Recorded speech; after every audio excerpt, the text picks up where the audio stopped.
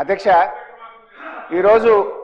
ఈరోజు గౌరవనీయులు బట్టి విక్రమార్క గారు సభలో మాట్లాడుతూ అన్ని కూడా పచ్చి అబద్ధాలను గోబల్స్ను ఎన్నికల ప్రచారంలో ప్రతిపక్షంలో ఉన్నప్పుడు ఏ రకమైన మాటలు చెప్పారో ఈ సభలో కూడా అదే చెప్పారు.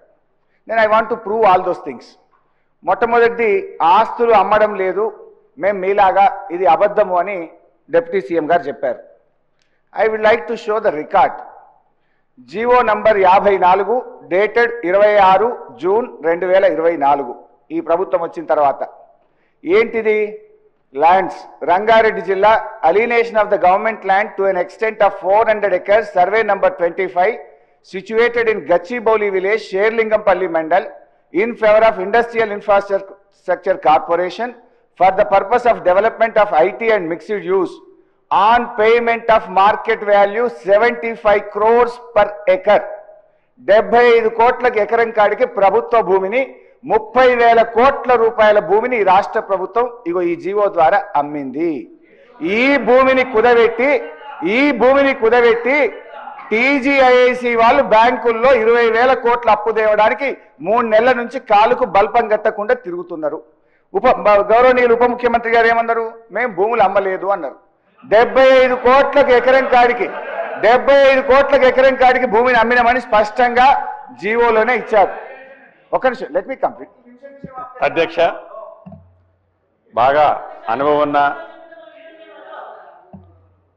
మాజీ మంత్రివర్యులు సహచర శాసనసభ్యులు ఏదైతే ఇప్పుడు ఒక అభియోగం మోపారు, అది రెవెన్యూ సెక్టార్ నుంచి ఆ సెక్టార్కి ట్రాన్స్ఫర్ చేసి దాని కాస్ట్ రేపు దాన్ని రియలైజ్ అయిన తర్వాత ఆ అమౌంట్ని దీనికి తీసుకునే ఉద్దేశంతో దాన్ని చూపించామే తప్ప, అంటే 30,000 కోట్లు ఆ సెక్టార్ నుంచి రెవెన్యూ సెక్టార్కు లేకుంటే ఆ ఖాతా నుంచి ఇటు వచ్చినట్ల ఏదో ఒక పేపర్ చూసి మీరు అమ్మిన దాంతో పోలిస్తే మేము అమ్మిందంత అధ్యక్ష ఒక్క గజం ఇందిరమ్మ రాజ్యం వచ్చిన తర్వాత ఈ రోజు వరకు మేము ఒక్క గజం అమ్మినట్లు మీరు రుజువు చేయండి. మీరు మాట్లాడే దాంట్లో ఒక బేస్తో మాట్లాడండి, అనుభవజ్ఞులు మీరు చెప్పండి. కానీ అసత్యమైనవన్నీ కూడా సత్యంలాగా మీరు అలా ప్రజెంటేషన్ చేయటం కరెక్ట్ కాదని ఈ వేదిక ద్వారా వారికి చెప్తున్నాను. హరీష్ రావు గారు వారు చెప్పింది నేను చెప్పిన కదా. వారు ఏమన్నారు? మేము 30,000 కోట్ల భూమి అమ్మినాము, వాళ్ళు కుదబెట్టినాక వచ్చినాక పైసలు తీసుకుంటాము అంటుండ్రు. ఎప్పుడు ఇస్తామా? పైసలు ఇంకా రాలేదు, అమ్మిన మాట వాస్తవము. టీజీఐసీకి పైసలు రియలైజ్ అయిన తర్వాత రాష్ట్ర ప్రభుత్వం తీసుకుంటది. తీసుకోరా చెప్పండి. ఈ జీవోని క్యాన్సిల్ చేయండి, ఫ్రీ ఆఫ్ కాస్ట్ చేయండి.